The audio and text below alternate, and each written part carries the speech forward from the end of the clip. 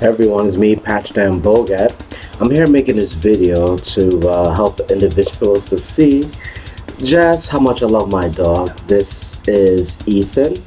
Ethan is a 7-week-old husky. Um, Obviously, I love my husky, and those who have their pets love theirs as well. But in this vlog, I just thought that I just talk just a little bit about my husky and how I'm able to pretty much work around my daily schedule of just black magic, life with Satan, things of that nature. Because obviously, people feel that us Satanists, by definition, that's what I am. But um, we don't really have a life outside of the fact that we just do black magic all the time, and we just want to curse and hex people. But is that really the case? Are we really that way, or do we have lives like everyone else? Well, the idea behind that is, well, we do have lives, just like I have my husky here. He's, again, 7 weeks. I got him at a really beautiful pet store, and the sad thing about it is it kind of was like a rescue, because the thing is that the pet store owner wanted to give him away to an owner that basically was very abusive, and hit the word very abusive. And it had to be luck on my side, because what ended up happening was that the pet store owner was like really cool, because upon seeing how the potential owner was behaving toward this particular, well, not this dog, but he was about to purchase this dog, but in plain sight, hitting another dog in front of everyone, and then trying to purchase this one. And it's like, how do you do that in front of a pet store? How do you do that and then try to claim that you're a good pet owner? Well, again, it's luck, because what ended up happening was that the owner of the pet store just said, well, they refused to sell this particular husky to this owner. But at the same time, I just felt bad, because this particular husky was going to have a home and then potentially be beaten, perhaps get into fights and stuff like that. So what ended up happening was that I taken this dog on my own. So in a way, I won't say it was a rescue, but if you want to see it that way, it's not.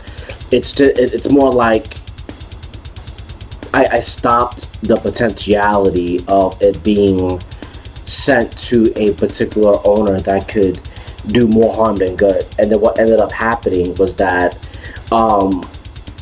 the owner of the store, I plead my case, so to speak. I spoke with her, and I was like, well, you know what, the guy was a jerk for him to do that, how stupid he was to hit his current dog in front of all of us. We're in this pet store, and we're trying to see which pet we want, bond with it, try to connect with it, and you went and you did that. That's like going to an convention of, let's say, atheists, and you want to convince all the atheists that God exists and they should just worship the God of the Bible. That's a self-defeatist, attitude, and at the same time, it's just by nature, by definition, just self-defeatist. How stupid are you? So I just said to myself, like, hey, look, just purchase the dog. I did so.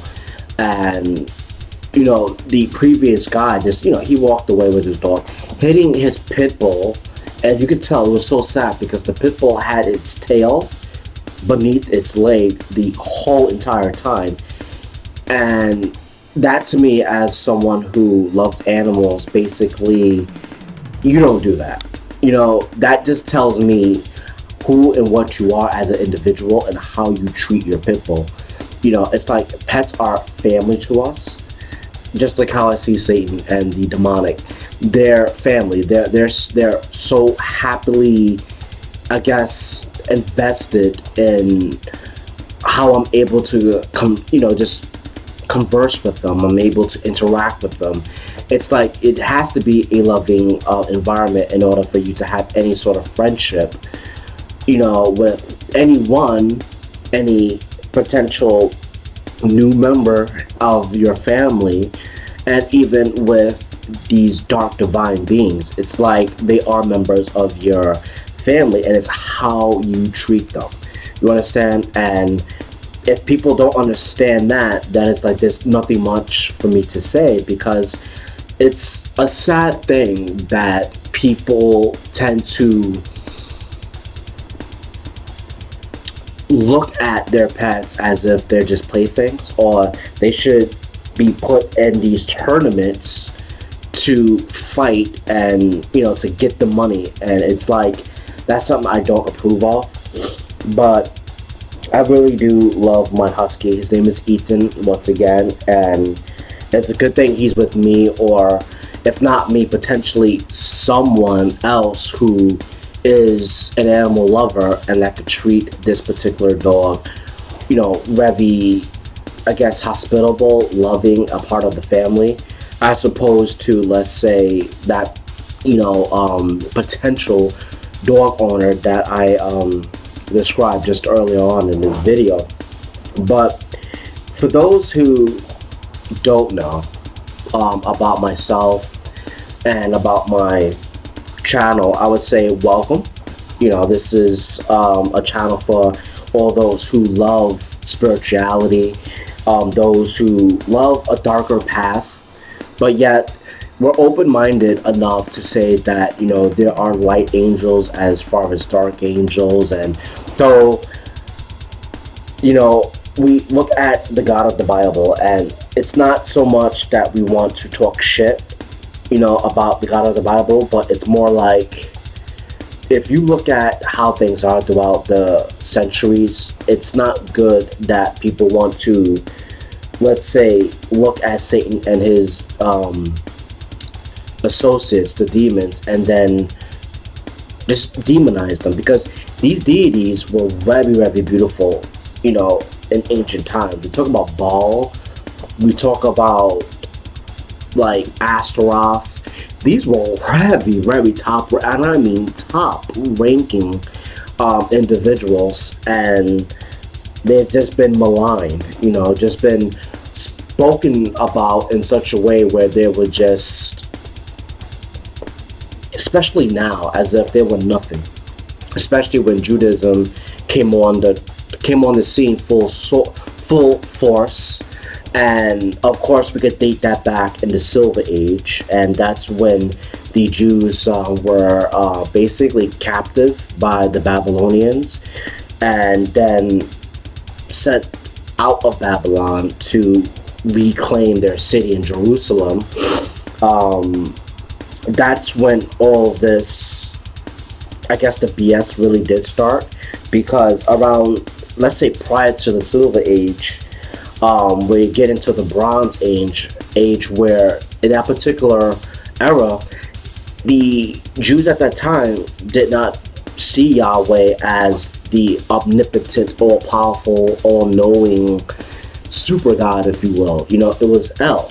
The Israelites at that time, they obviously had like a pantheon of gods that they saw as being really good and beneficial for them, that helped them with their agriculture. But again, that's in the Bronze Age.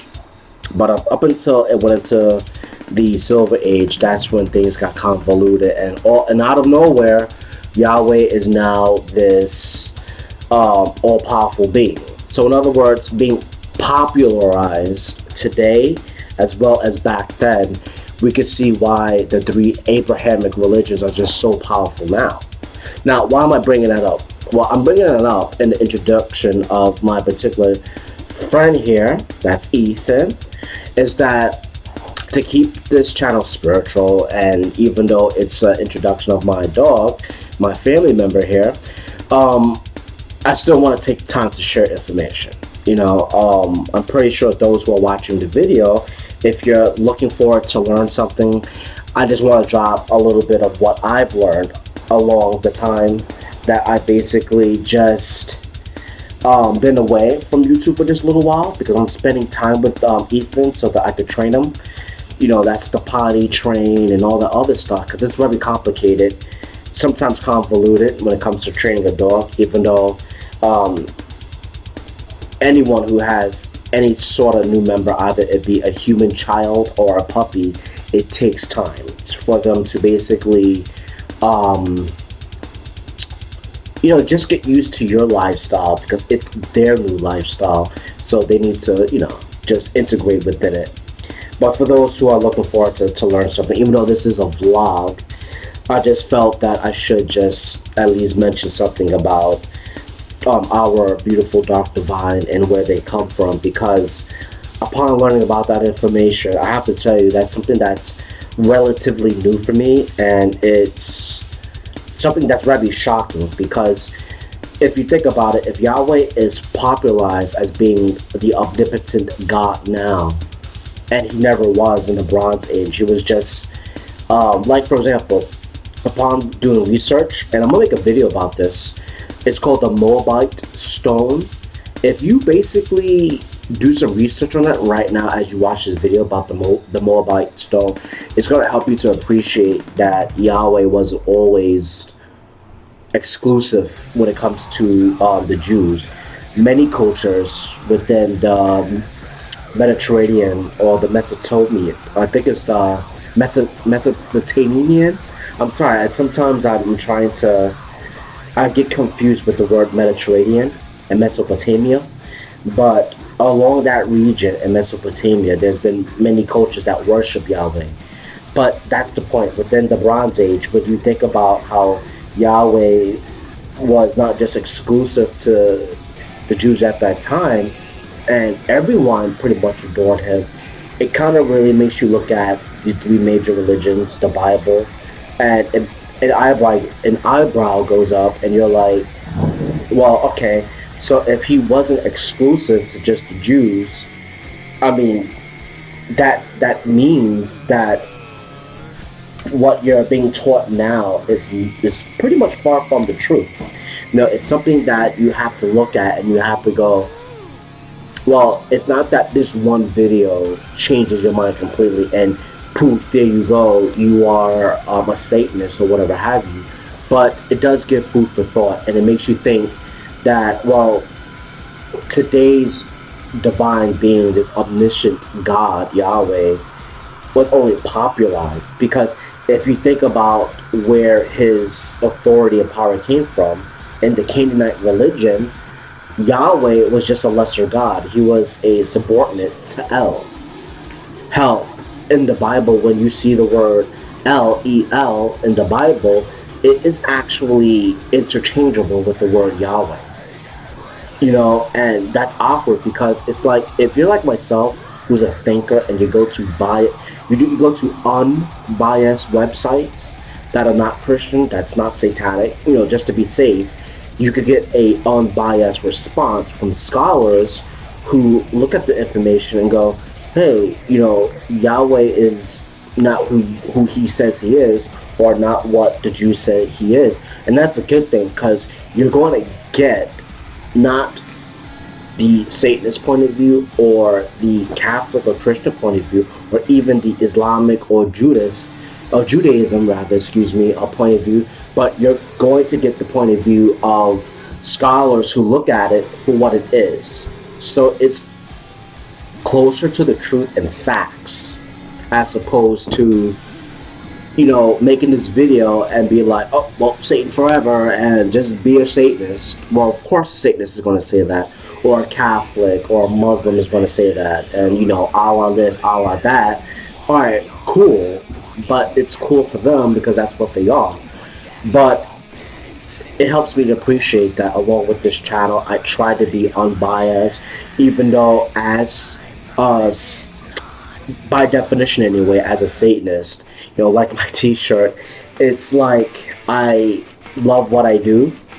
I do not find it to be beneficial to be someone on a Christian path who ignores information like the Moabite Stone, of what scholars are saying, and you're ignorant to the fact that, well, there's truth no matter which path you take. I mean, hell, I'm a Satanist that could look at a Christian point of view as how they're able to conjure up their information and say, well, I know where it comes from. I know that momentarily in this day and age, of course, it's popularized as being the one and only God, and there are good points within the Bible, but that's a Satanist.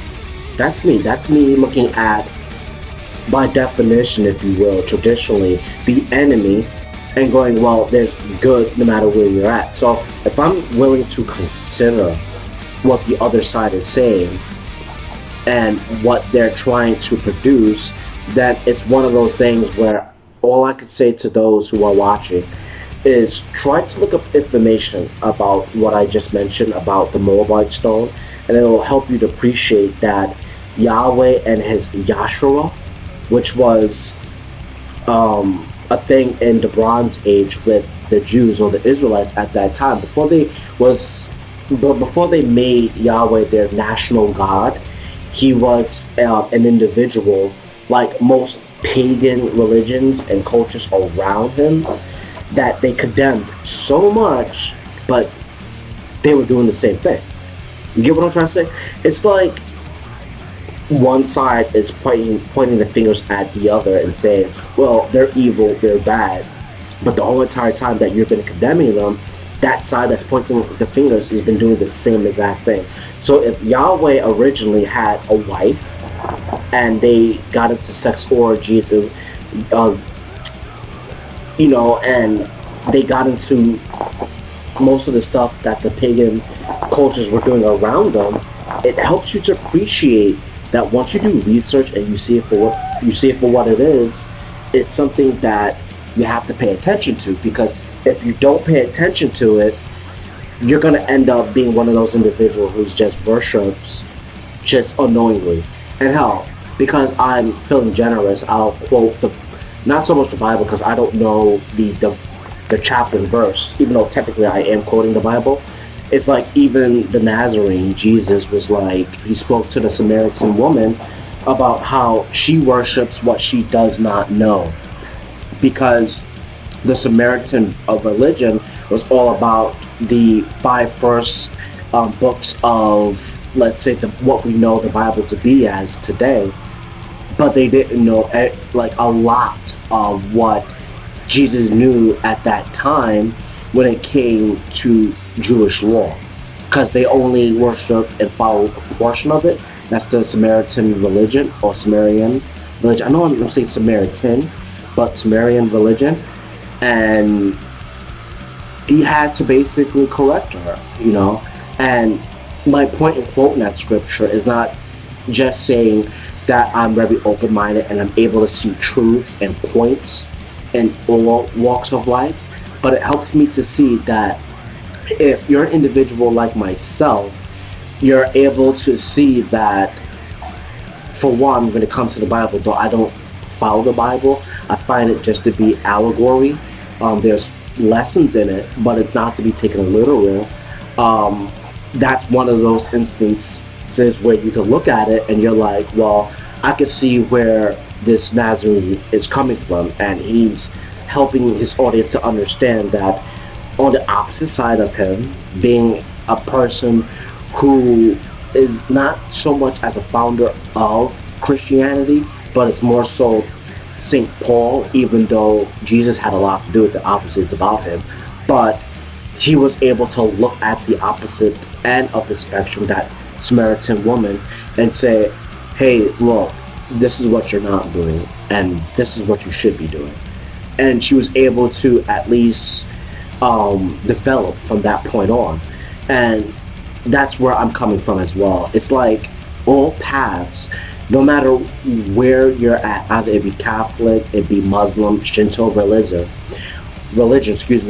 I stumble on my words sometimes, but regardless of which path you take, if I'm watching my dog for, hopefully he doesn't pee in my apartment, but anyway, no matter what path you're in, if you're able to learn something from that particular path, either it be the opposite or quite similar to your path working, you're able to learn something and try to integrate it.